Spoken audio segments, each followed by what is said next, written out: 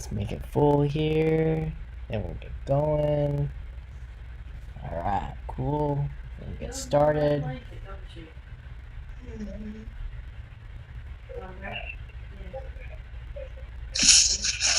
lay her down, she just puts her hand in the back of her head and the blanket on, give her a knee, and she's good. She's easier to put to sleep than one house. Huh? But she's easier to put to sleep than one house. Alright, hello everybody. Welcome to this edition, episode 21 of Coffee Time with Byron and Dave. I am your host, Byron. Dave, get well soon. You'll be back soon. But I have a very special guest for episode 21, former Major League pitcher, Jeff Fassero. Hope I said that right. You did good. How are you doing on this fine evening? And thank you for taking your time to join us. I'm doing very well. Thanks for having me on the show. Perfect. I hope all is well, that you and the family are staying safe in this pandemic.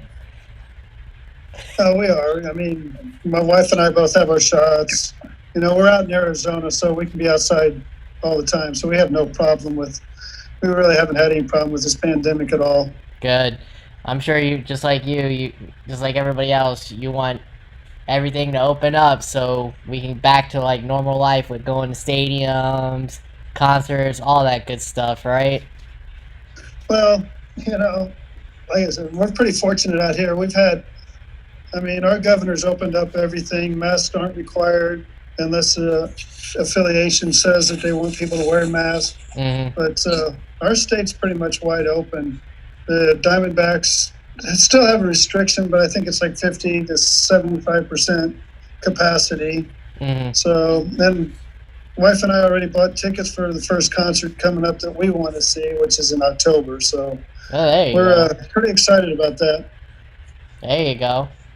Now let's get started with your career. You got drafted in the 22nd round by the St. Louis Cardinals.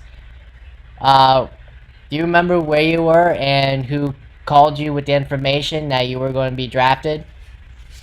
I was at home in Springfield, and I didn't know if I would get drafted or not. Went down to St. Louis and did one of their camps prior to that. I had been told coming out of junior college that I would be drafted, but I didn't really think that was going to happen. But I got the call from actually the scout for the Cardinals was a guy I knew from high school, Jim Bells. He was our dean of men at my high school. Mm-hmm. So he called me up and told me that I had been drafted by the Cardinals in the 22nd round. And for me, I was pretty excited about that because it was something I dreamed about and never thought it would ever happen. Now, did you know that you were going to be going around until the minors until you made your debut in '96 for the Seattle Mariners?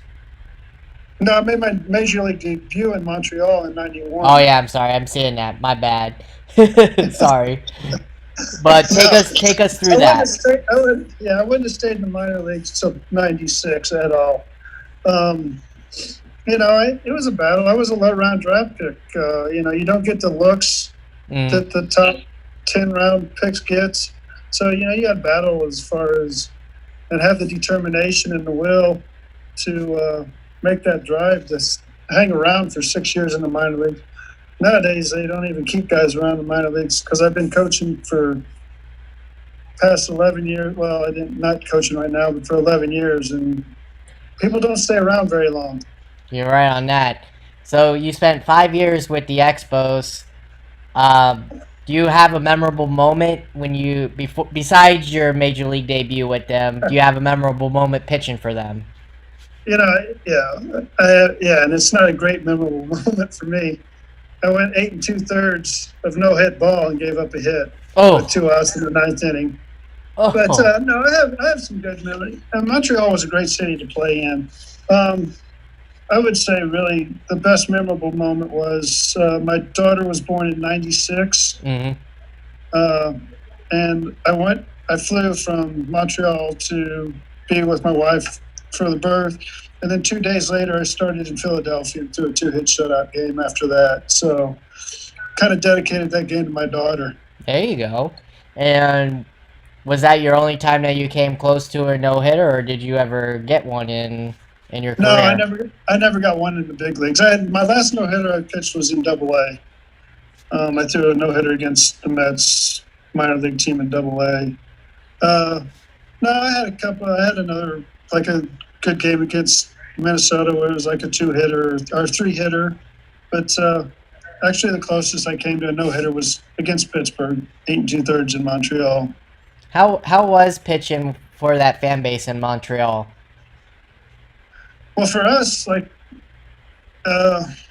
91 wasn't so good. The year I got called up because the team did not play very well, so the fans weren't there.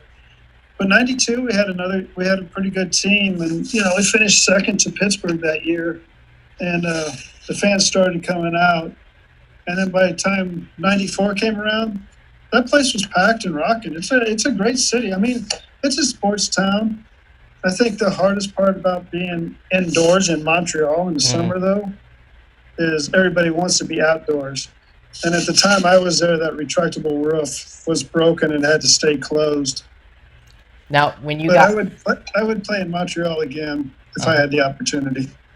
Now, when you got called up and you were just a rookie for the Expos, who were the veterans in that clubhouse that helped you along your way? Well, I mean, Dennis Martinez actually took me under his wing, because he pitched when he started and I came in after him because I was in the bullpen at the time and do well. And he liked that because some of the other guys had been struggling, and basically is why I got called up. But Tim Wallach was there, Spike Owens, Tom Foley. Some of these position players actually took me under their wing and guided me along too. And Mike Fitzgerald, the catcher, was really good with me. So, were they the actual leaders of the team, or did you not have that many in the locker room? No, Tim Wallach was the main leader, and Andres Galarraga. They were the two leaders in the clubhouse. Well, who was your manager? I don't remember at the time because I was just being born. Buck Rogers. When I first got called up, it was Buck Rogers, but he got fired June 1st, and Tom Ronalds took over for the team my rookie year. Now, did you get traded, or were you released after the 96 year to go to the Mariners? I got traded to the Mariners. What I was never once I got to pro ball, I was never released. Released, okay. Until San Francisco did it at the end of my career. So how was that experience getting traded, basically from team to team? Well, at the time, I got traded from Montreal. In '94 with the strike, we were at first place. We were 6.5 games ahead of the Braves, and we were on a roll because we just beat them 3 games in a row. And 95, they let 3 or 4 guys go. The team was kind of teetering on not being good. And then 96, when I got traded, there was 3 or 4 more guys that were let go. So at that point, it was good because I go to a team that's in contention when I went to Seattle. I mean, they had a great team at that time, 96, 7, 8, or even before I got there in 95. I'm seeing the years you played. You had a young A-Rod come up. You had Ken Griffey Jr., the kid, Randy Johnson. Yep. What was it like playing with guys like that? I mean, future Hall of Famers at the time. Yeah, no, it's great. It's great to play with Hall of Famers, And the thing about it is people see them one way, and as a player, you see them a different way. They were actually, you think about it, you just named 3 guys, 3 Hall of Famers, and we had no problems in our clubhouse with any of them. And Edgar. Don't want to forget about Edgar, too. Edgar was on the team, too. That was the 4th one. I mean, we had a great clubhouse. We had a great group of guys. We would go out on the road trips and stuff, and if we had a day game and had an opportunity for a night out, we would have a group of 15 guys go out to dinner together. You know, we'd go to the steakhouse and eat. We were a pretty close knit team. So, what were they like as teammates? Because I've heard A-Rod as a rookie, he was a little bit brash and cocky. Johnson, he knew he had the stuff, and he had success, so he had a reason to be. And then, of course, you had the kid, Griffey Jr., who wasn't really that, I wouldn't say that cocky in that era, but he kind of was. But how were they in the clubhouse? Most of those guys had a reason to be cocky because they were as good as they were. And they Hall of Famers because of how good they were. Mm-hmm. It was great to play with them, you know. Junior and I were really close when we were there. I don't see him very much because, you know, he's in Florida, I'm in Arizona. Mm-hmm. But he and I would go out and play golf all the time. You know, it was great to be with him. Edgar was awesome. I mean, the thing about our team there was it was a good family team. I mean, we all respected each other. We all did stuff together with our families. We'd have like Sunday evening get-togethers. But playing with those guys, you know, it's great knowing that you can go out there every day and watch Alex play, watch Junior play, watch Edgar hit. You know, there's nothing that can beat that. Do you have a funny story with either one of those players when you were there? A funny story with any of those players there? No, the funny story would be more of the guy that, like, if we were blowing somebody out or somebody wasn't or was blowing us out, mm-hmm. we had a guy on the bench that would go in and replace Junior all the time.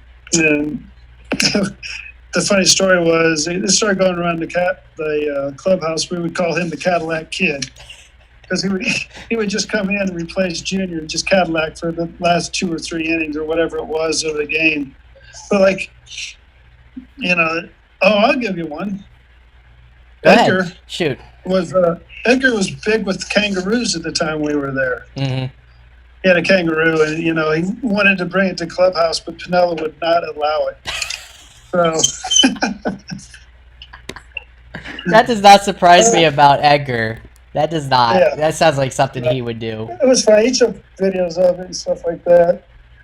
But I would say the best thing I saw out of Seattle was when we were in Cleveland. Mm-hmm. And there was a call that Lou did not like. Mm-hmm. So he went out to argue with the umpires. You know, and have you seen some of his arguments before on tape and stuff? Oh, yes, I have. Well, he was out there. He was throwing his hat. He was throwing bases, kicking bases, and doing all that stuff. Well, he started kicking his hat across the infield, and he kicked one time and fell right on his butt. And it was pretty funny. They showed our whole dugout. We were all rolling. We all fell off of basically off the bench and were rolling, watching him go through that. Now, with your time with the Mariners, you guys were good at that time. Did you guys have any playoff runs during that time you were with them? In 97, we lost to Baltimore in the first round. And then 98, we just missed the playoffs. And then 97, we were not a good team. Or 99, we were not a good team. I actually got traded to Texas that year. I went from last to first, which was kind of nice. And got in the playoffs with the Rangers. But we lost in the first round that year, too. Did you have, while your time pitching, did you have a hitter you specifically liked striking out?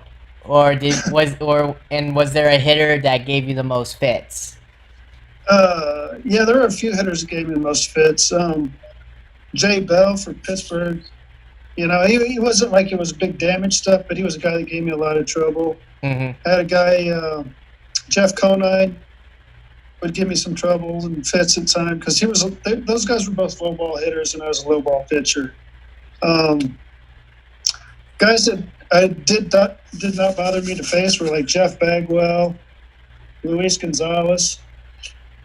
But I always liked the opportunity to face guys like Tony Gwynn, Barry Bonds. You know, those are the guys you want to face in the big leagues. You know, and that's where you gear up and really want to be good at stuff. Now, going through your later career, I'm just seeing this now. I didn't know this, but in '04 you were with the Rockies. Yes. What happened? What happened there? I'm seeing they wanted you to make a start on short notice, and they released you because you said no. What was that all Yeah, about? because I unfortunately I had a bunch of incentive bonuses for that contract that year, Mm-hmm. and they had sent me for 19 days, and it was a games played bonus, and I wasn't going to reach it, and it Mm-hmm. was for a good chunk of money, and they wanted me to protect one of their babies and pitch against St. Louis. If you look at St. Louis's record that year, I'd sat for 19 days, and they wanted me to pitch against the best team in baseball. Ooh, yeah, I don't blame you there. I said I will pitch for them if you give me my incentive bonuses that you guys have stripped me of, and they didn't like it. So that was it. And then I got released by them, but I signed with the Diamondbacks when I could sign with them right away. Yeah, I see that. And hey, go figure, it was a rival team because they're in that Yeah, rival division. So I'm sure it it, was good for you to get revenge on the Rockies and Clint Hurdle because obviously it looked like he was the manager at the time. So he was, and he was the manager at the time. It was tough because you're sitting there and the team we weren't great that year, but I'm a baseball I've been a baseball nut my whole life. And when you're mm-hmm. sitting in the bullpen and you're playing teams that are contending for first and second place, trying to make playoffs, and there's situations where you should be sending your veterans out there, but you're sending rookies out there. Like the game doesn't matter. You want to see what's going on. There was no principle in what he was doing as far as baseball goes. So then the year after the Diamondbacks, for the end of your career, you went to the Giants. You signed in '04. And Yeah. then Was it 04? Yeah. yeah, 05.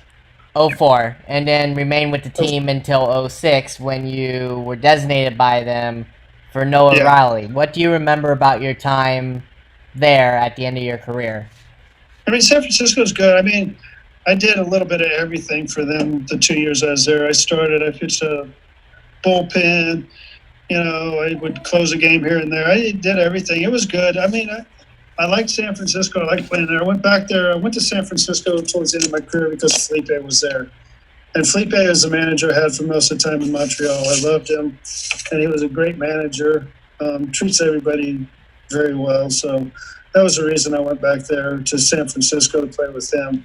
Did you know you were at towards the end of your career at But yeah, that I was point? 43. I was 43 years old at that point. So, to hang around and pitch that long or to that age, it's very rare. Well, yeah, not many did it. I mean, look at Jamie Moyer; he was one. Yeah, So he made it to 50. yeah, I played with him in Seattle, and he and I are actually still pretty good friends. there you go. I mean, hey, We talk quite a bit still. there you go. Yeah. So now, like you said, after you retired, you became a minor league coach. What was that like becoming a coach? Is that something that you always wanted to do to help players after you retired, or were you not thinking of doing that? After I got done playing, I didn't do anything for like 2 years. I helped at the high school level where my kids were going to school and Mm-hmm. stuff. And when I was doing it, I started realizing I can't do this because I can't deal, unfortunately, with parents Mm-hmm.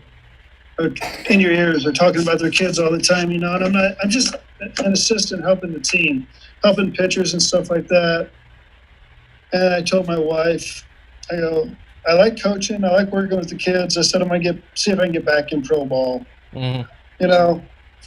And so I started sending out resumes and calling people I knew, and I had a guy in Chicago that was my pitching coach when I was first drafted by the Cardinals, and he had been around with me a couple other different places.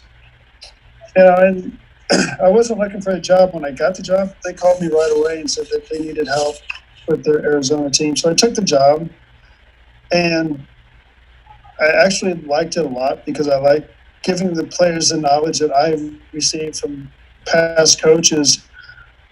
So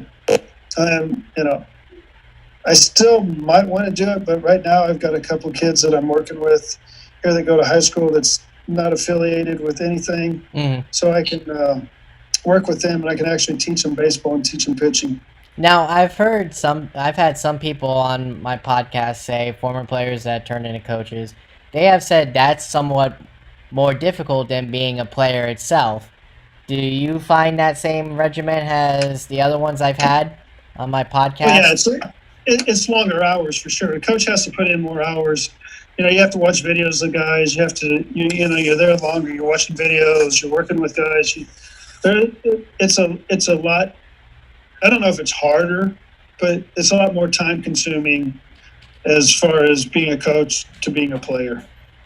Now, what about announcing? A lot of players go to that. Did you ever think about that instead of coaching, or did you just want to go into coaching? I tried that with the Diamondbacks, and it's not something I wanted to do. Not something I like because it's hard to talk about. You know, you want to talk about players and stuff like that, and maybe on a national level it would have been better, but on a local level it wasn't so good because the team was not good. And trying to talk about a game where they got blown out and nobody played well, and trying to be positive was really hard to do when you sit there and watch what actually happened with the game. So I wasn't big. I like being on the field. I want to be on the field and I want to work with players.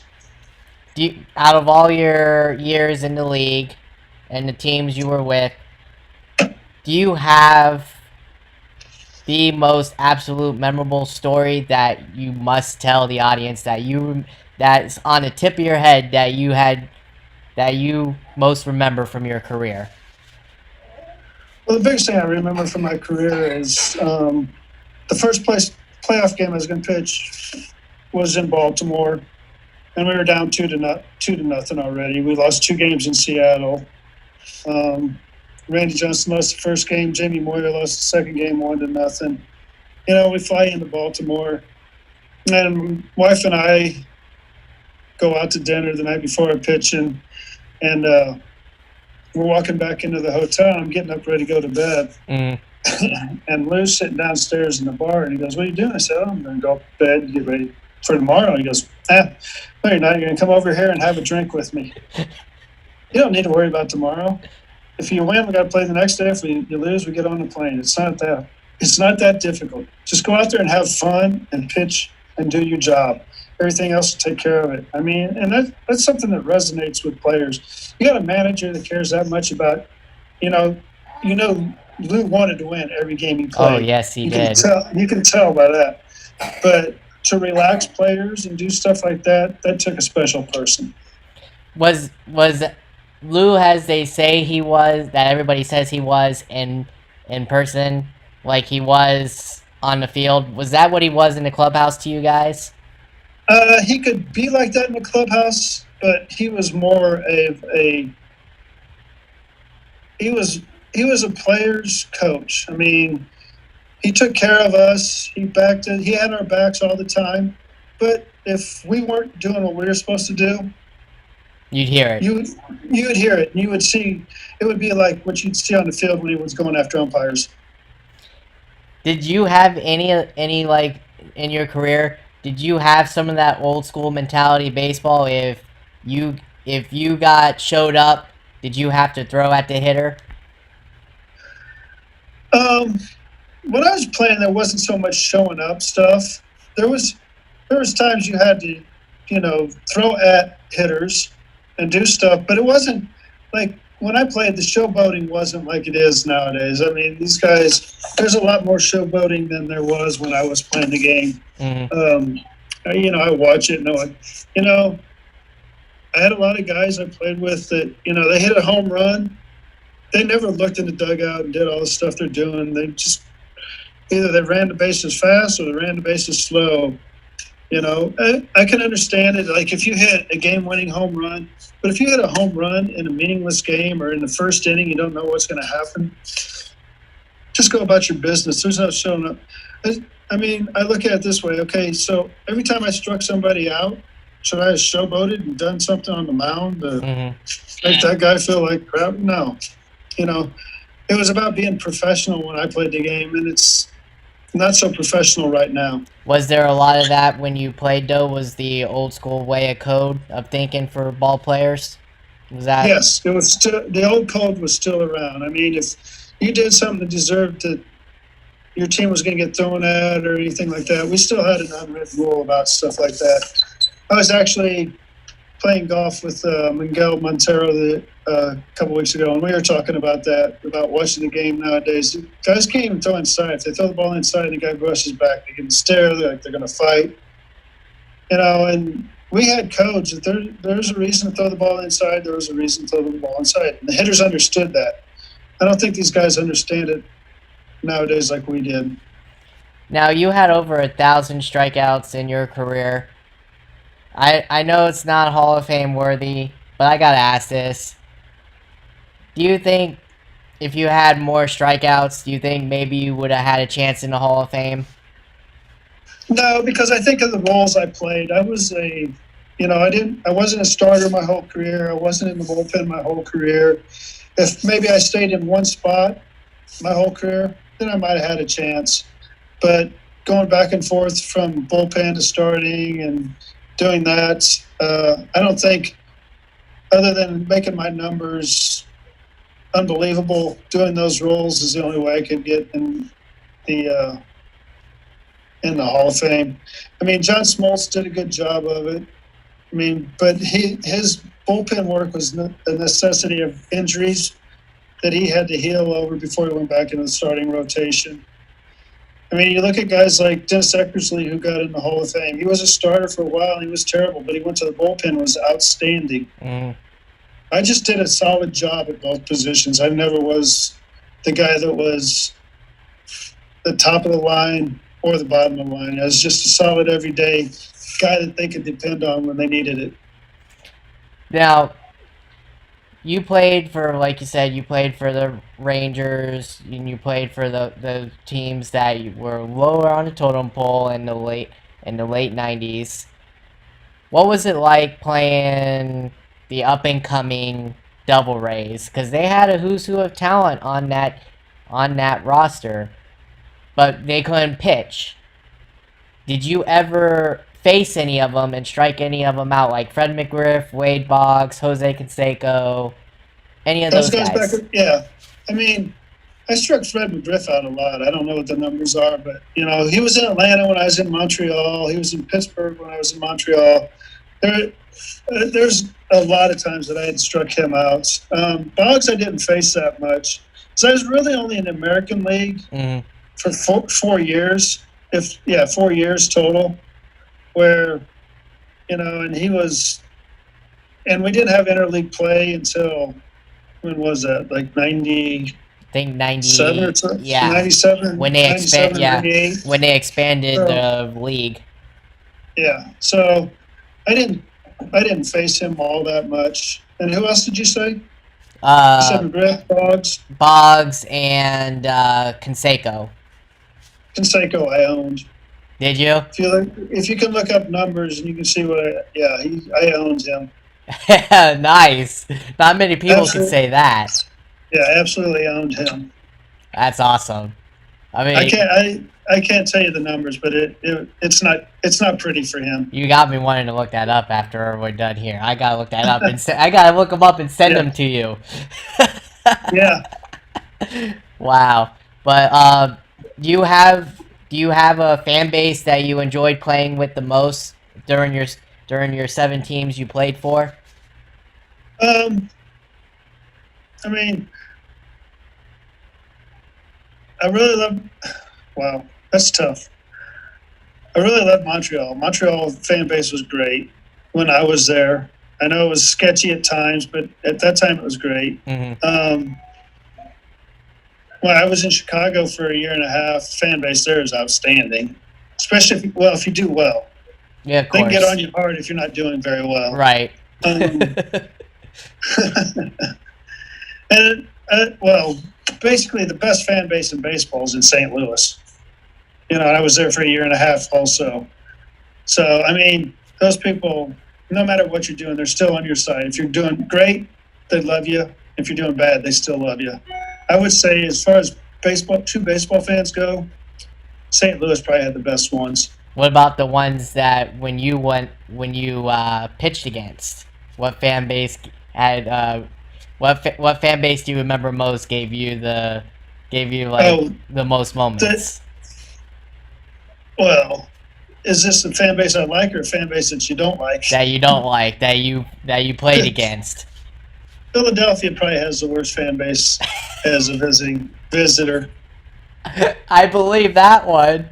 I believe that one because then it's probably after Philadelphia probably goes to the Yankees and then to the Mets.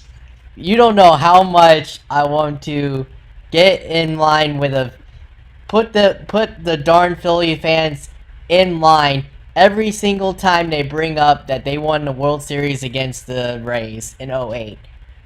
Yeah. Guys, you won because the league allowed a game to go when it shouldn't have. That's how you guys won the World Series. I feel you on that one. I feel you on that one. That is a pretty bad fan base. Yeah, they are. They're not a good fan base. So let's transition to a little bit of today's game. Do you think MLB needs to get in line with how the other sports, like LeBron James, Tom Brady, they promote their best players?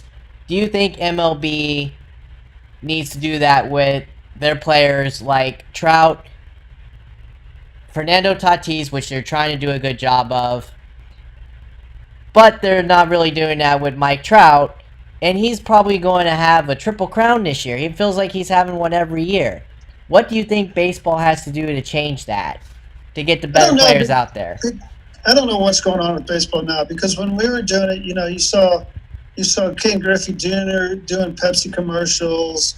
They even had Sammy Sosa doing some commercials back in the day. I don't know. Any infamous Greg Maddux one, if you remember? Chicks did the long ball. Yeah. So I don't know what baseball's missing out on a lot of advertisement as far as that goes, and promoting their players a little bit better than what they should be doing. I mean, you got guys out there, like you said, Trout, probably he's the best player in baseball right now, not getting promoted, not doing stuff unless it's something he doesn't want to do. But I don't know if that's something, I don't know him personally, so I can't say that, but there's definitely a lack of promotion as far as that goes. But you look at it, could it be good? Could it be bad? Because you want to promote your game the best you can promote it. And the players on the field are the game, and that's what you've got to promote. I don't care, in Seattle, they did a pretty good job when I was in Seattle. I don't know if they still do it. They would take us and they would do commercials with the players. We would go do commercials about the Mariners and do different things, and they would show the commercials in the stadiums, and they would show it on local TV in Seattle. I'm sure it didn't go national or anything like that, but it was to promote the team in the area. So there could be teams doing stuff like that. They're just promoting in the area and not doing it nationally. So it's hard to say, but you don't really see a whole lot of ads. Like, there's no Nike commercials with, say Trout wears Nikes. He doesn't have a Nike commercial like LeBron James does, or some of these other guys do. And now to the pace of game and how it's going this year. Do you like what the commissioner did by having, if it's in extras, having the runner on second, the universal DH pretty much in both leagues now? What else are they doing? The 7-inning doubleheaders. Yeah, the 7-inning doubleheaders, which I think is BS because it cost Madison Bumgarner a no-hitter. Yeah, but see, I can argue to the fact that it shouldn't cost him a no-hitter because it was already designated as a 7-inning game, and he did what he was supposed to do. So right, and I agree with you. And he deserves that right to have that. But according to some stupid bylaw they put in the contract back in '91, I think I heard it was, that in order for it to be a no-hitter, you have to go the full 9 innings. So that's BS if you ask me, because he got the necessary outs and it was a full official game of 7 innings on a doubleheader. I know it's a crazy year, but give him his no-hitter. Yes. That's like, I mean, it makes no sense at all. If you're going to designate a game for 7 innings, then whatever he does for 7 innings, it's a no-hitter. If you don't want that rule to be in there, don't do double headers of 7-inning games. Make them 9-inning games. Right, exactly. Now, how would you take that if you were Madison Bumgarner, if you were pitching and you had that to this day? I would say I threw a 7-inning. I threw a no-hitter in the big leagues. I agree. Because my game was designated. They cut me short. That's not my fault that I was cut short because of the rules that they have put into baseball to speed up games or do whatever they want to call it. So, I mean, time-wise, game-wise, I mean, when I was in Montreal, the best games and fastest games that I ever played was when we went and played Atlanta. Mm-hmm. And you would have, like, me, Kenny Hill, and Pedro pitching against Glavin, Smoltz, and Maddox. I forgot you had a young Pedro. Yep, that's right. We would play games. Our games would be 2 hours and 10 minutes. And that's adding the 5 minutes worth of commercials in between innings. Mm-hmm. So it just comes down to, like, there's pitchers throw too many pitches nowadays to a batter. We had goals. Me, Pedro, Kenny Hill. We had goals of getting out of innings with under 15 pitches per inning. Nowadays, 15 pitches is 2 batters in an inning. Yeah, I agree. Yeah, and that takes up a lot of time. Now, in your playing career, what chemistry did you have most? What catcher did you have chemistry most with? That's tough to say. There's 2 guys in Montreal. They were both backup catchers, actually. Lenny Webster and Tim Spear. They were both. I had chemistry with both of those guys very well. They were guys. We had Darren Fletcher, who was a great hitting catcher and he's a very good catcher. But for some reason, he and I didn't click as far as pitches go. Like our sequences, we weren't always on the same page. Mm-hmm. But with Webster or Spear, they always got what I wanted to do. So we were on the same pages all the time. And those 2 guys were probably the best that I had as far as that goes. Now, tell the audience who's listening how hard it is to stay in sync with a catcher for being a pitcher throughout the whole year. It's not easy because the catcher, you go out there'll be games that you don't have your best stuff, but the catcher's got to figure out what the best stuff is. You've got to talk to you while you're in the dugout and goes, this is what I'm seeing from you today, and this is what we need to do. And then as far as a pitcher goes, you got to trust what he's saying because he's the one back there catching the ball. Mm-hmm. So, and then when you're on and they know you're on, they know where to go right away. There's not you never have to shake, and that's the key. And then, like, there's times like the catcher, like those 2 guys would be catching and, I would feel that they're not on that page. I'd shake off, and they'd come timeout. They'd call timeout and run out. And goes, he just moved in the batter's box. We can't throw that pitch. He's looking for it. We're going to do something different. And I had a few catchers, like Danny Wilson was really good at that. He watched the feed, he watched guys move in the box, and he would tell you that he would give me a sign that this guy moved up or he moved back. He's looking for a certain pitch so that we could go to a certain route. And Tim Spear and Lenny Webster were good at that too. Now, back to current day. I know you pitched for Montreal for 5 years, as it showed. Do you think Montreal fan base will get another team? I really hope they do. I think they should get one. I think it's a great city to have a baseball team. And I think, if you put them in the American League East, with the Blue Jays and the Red Sox and the Yankees, you're going to create good rivalries because they're right there. All the cities are really close together, and you'll have a major rivalry between Montreal and Toronto. And I think that's a good place to put a major league team right now. So then, do you see them getting rid of the Rays then, as the talk is?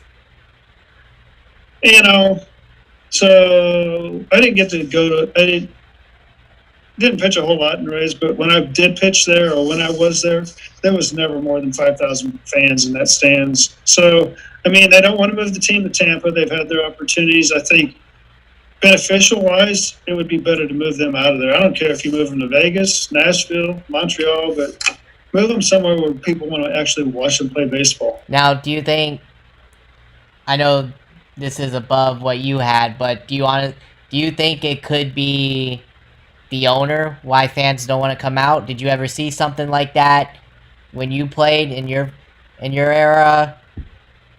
Could it be because of the ownership?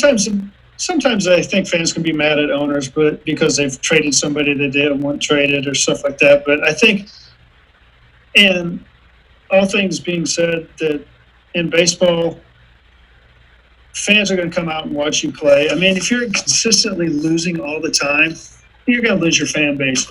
But you're looking at a team that wins, they make the playoffs year after year, and they still can't draw anybody down there. I mean, even their playoff games, they don't sell out, which is a shame for a team that's produced that much. Yeah. You know, and I understand a lot of it's the location of that stadium because, you know, I was drafted by the Cardinals and my spring training was down in St. Pete. And that's right. We used Al Lang Stadium right next to where that stadium was built. Yep. And it's not an easy stadium to get to, and the parking down there is not great. So it's, you know, and them not moving it into Tampa, that's could be the reason that they end up moving. Now I want to talk about my Padres. My Padres. They had a pretty good weekend last weekend. They did. 3 out of 4 against the Dodgers. Do you see, as everybody else is seeing, I know it's hype right now by the national media, which I like, but I kind of hate it, because I kind of like it when nobody picks the Padres, because that's how I like the underdog. But do you feel the Padres have enough to compete with the Dodgers in a 7-game series? Yeah, I think they do. I think they got enough starting pitching to compete with them. I think their bullpen can match up with them.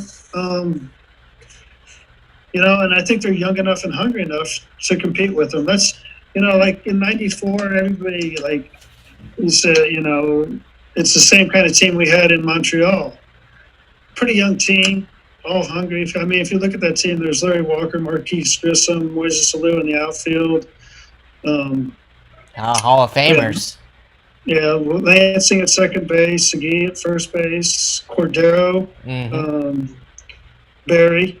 And then we had Pedro, me, Kenny Hill as the top 3 starters. I mean, and other than me, I was the oldest guy on the team at the time. Other than me, all those other guys were like 26, 27 years old. And, you know, that's what you look at the Padres right now. They're young, they're energetic, they're fiery, they're ready to go, and I believe that they are a team that can compete. So then, would you look at them as? Would you look at them going up against the Dodgers as what you're just saying? What you guys went up against the powerhouse known as the Braves in your division, correct? Yeah, exactly. I mean, I can remember that year very well because of the strike. It really stunk for us, but it was like May 4th. We didn't get off to a good start that year. It was like May 4th, and we were like 6 games behind the Braves at the time. Mm-hmm. And the we were in second place too, and because nobody was playing well except for the Braves.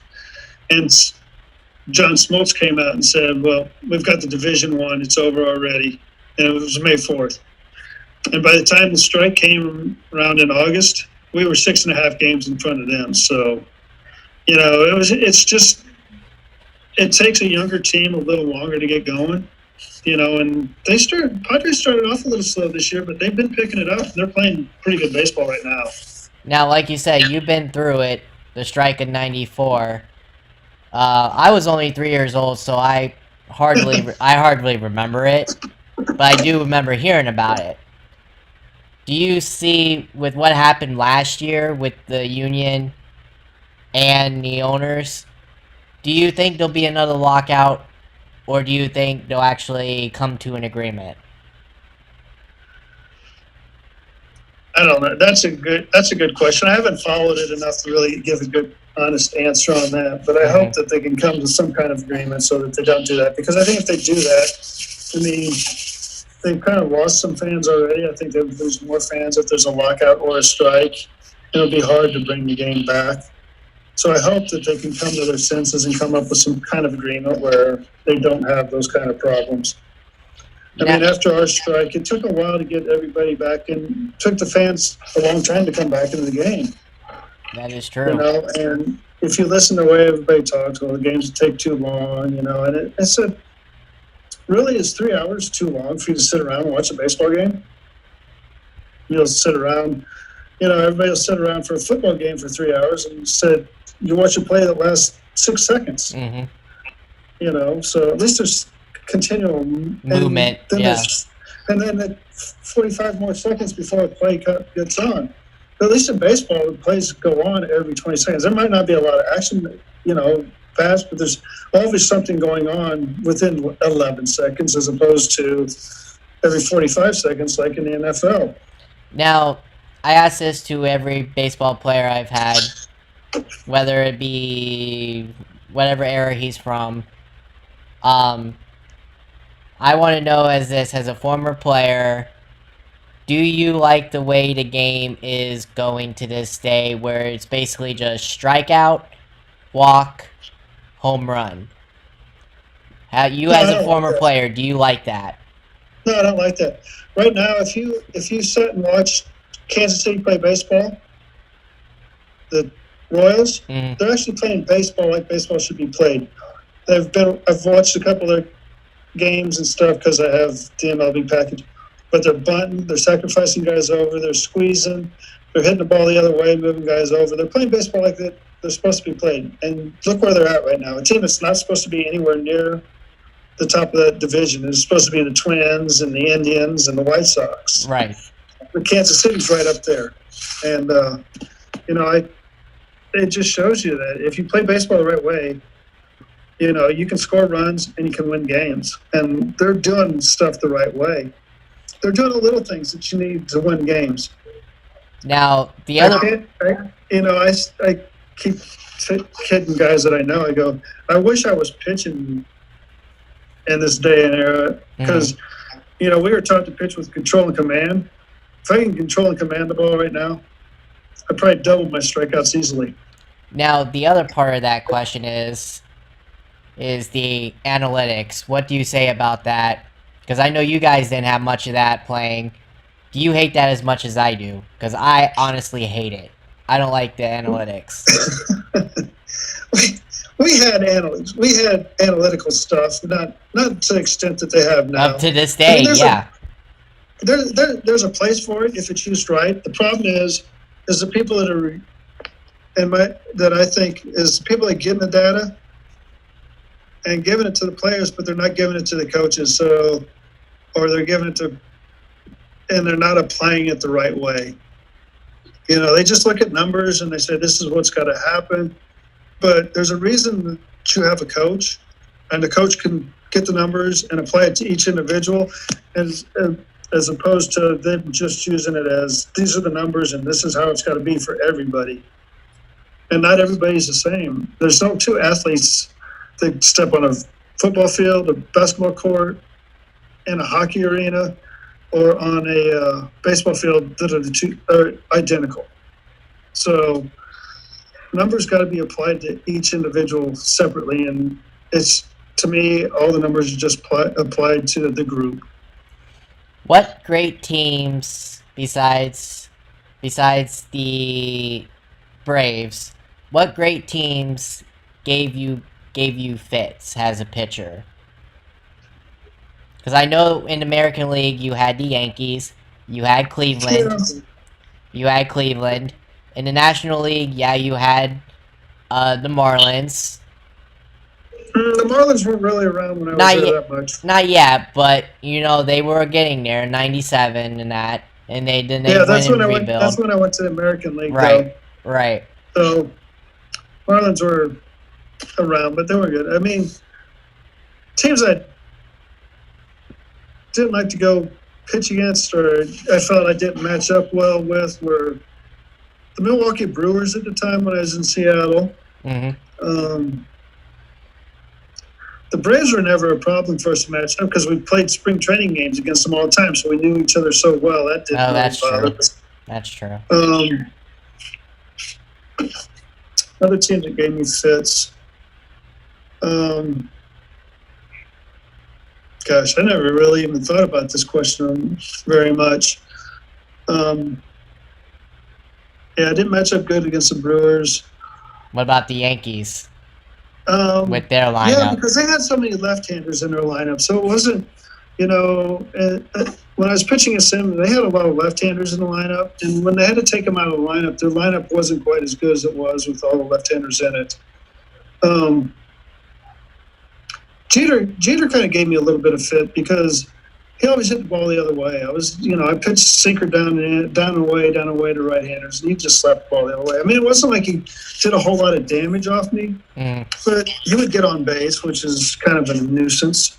I did have a really bad game against the Yankees, though, in Seattle's new stadium. But I also, the very first game I pitched when I went to the American League was against the Yankees, and it was opening day, and I beat them. There you go. So, I mean, it was kind of a give or take with them. What about really good. What about the Indians? Yeah, Indians kind of gave me a fit because they were all right-handed, and they were. I mean, back in the day, they hit the ball the other way. Guys hit the ball the other way. If they were all trying to pull the ball like that, then I would. It was a feast for me. Because I could run a sinker down away from a right-hander and then throw a pitch inside just enough to move them away from the sinker so that they couldn't hit the ball very well. But they were a very disciplined team when I pitched against them, I was kind of glad they were in a different division, so I had to maybe catch them once or twice if unlucky. So yeah, that's true. And you as a pitcher, I gotta ask this because I'm curious as pitchers. I ask this to every pitcher. How many pitches did you have in your repertoire, and what did you like using the most? I had 3 pitches. I guess I had 2 different fastballs. Four-seam fastball that I would run inside to right-handers or down and away to lefties if I needed to. A sinker. Then I had a slider and a forkball. So my forkball was my out pitch, 2 strikes. Depending on how I set it up, that was my out pitch. And, I always thought it was cooler to strike out a hitter with the fastball because that's power against power at that time. So I always thought if you can locate a fastball very well and strike out hitters, and it's, and I always thought, I just blew you away with the fastball. So there's 2 more questions I want to ask you. We got 7 minutes left with you. Okay. I want to ask you about, because you pitched in the steroid era, do you feel that any of the people who took steroids, do you feel they should eventually make it to the Hall? Yeah, I think Barry Bonds should be in the Hall of Fame. I think Roger Clemens should be in the Hall of Fame. I'm not sold on Sammy Sosa. I don't think his overall numbers are Hall of Fame numbers. He was terrible on defense, too. I mean, if you look at the whole package, I don't think he's a Hall of Famer. Who else is out there that... McGuire? He's kind of in Sammy's category, and he wasn't all that great. A-Rod? Defensively, A-Rod should be in the Hall of Fame. Ralphio Palmeiro? He's marginal. He's borderline. Canseco? The one who ratted out the players? No. No, he was terrible terrible defensive player. He was a good all-around player. So I think to be in the Hall of Fame, you have to be an all-around player. He's a position player. You can't just be like, you know. I mean, at least Frank Thomas. You know, you look at Frank Thomas, you look at Jim Thome. They were both first basemen. Didn't move well, but they did a fine job at their position and they hit. Mm.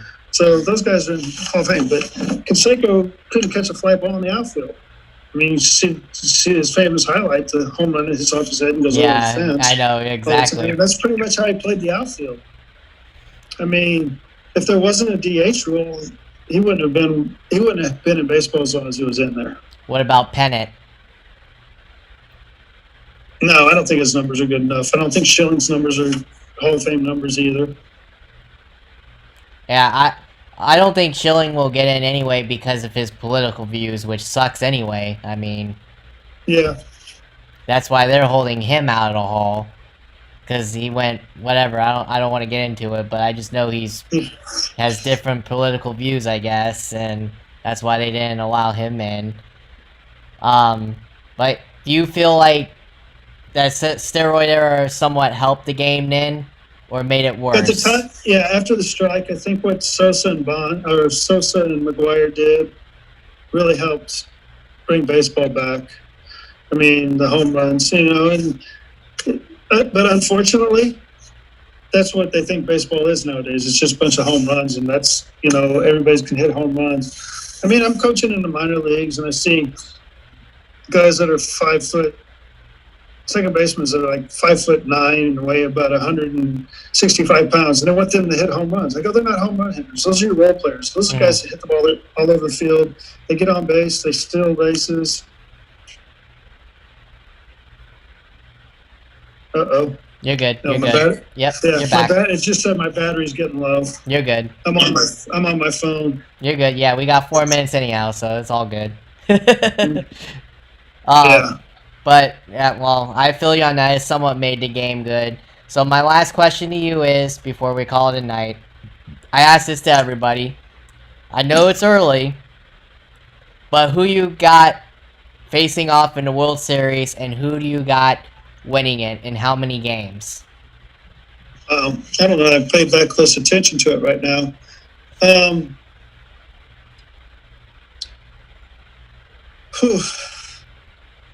Out of the National League, I got 3 teams I like in the National League, and I'll have to see how they're playing late at the end of the year. Okay. I like the Braves, I like the Dodgers, and I like the Padres. Okay. Okay. I don't think anybody in Central's worth a crap. Nope. You got that right. In the American League, wow, who do I like out of the American League? I think the Yankees will. I don't know.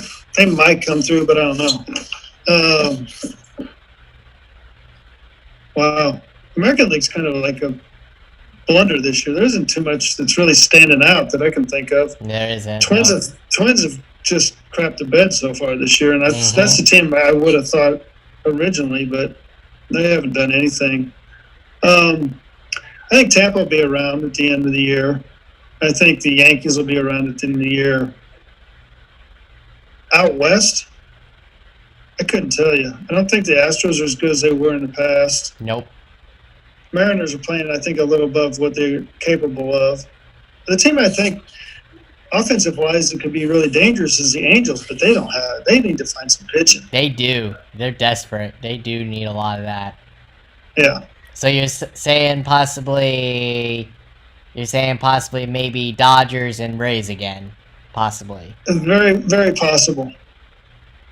I could see that. I mean, I wouldn't count the Padres and the Rays out. I see that for many years. Another team that could maybe sneak into this could be the White Sox. Maybe, yeah. They got youngs of talent, too. Loads of talent. Yeah. I agree with you on that. But I do thank you for your time. I appreciate it. It means a lot. Yeah. No problem. I had a lot of fun. Yeah, feel free to come on as we're connected. I got your number. I got Facebook, your Facebook and all that, and LinkedIn. feel free to reach out to me whenever you want to come back on. I'd enjoy it. I would love it. So, thanks, Byron. Anytime. You have a good night. I'll stay in touch with you.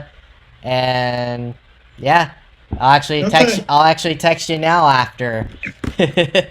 Okay. All right. Sounds good. You have a good night. Okay, you too. Thank you. Bye. Bye.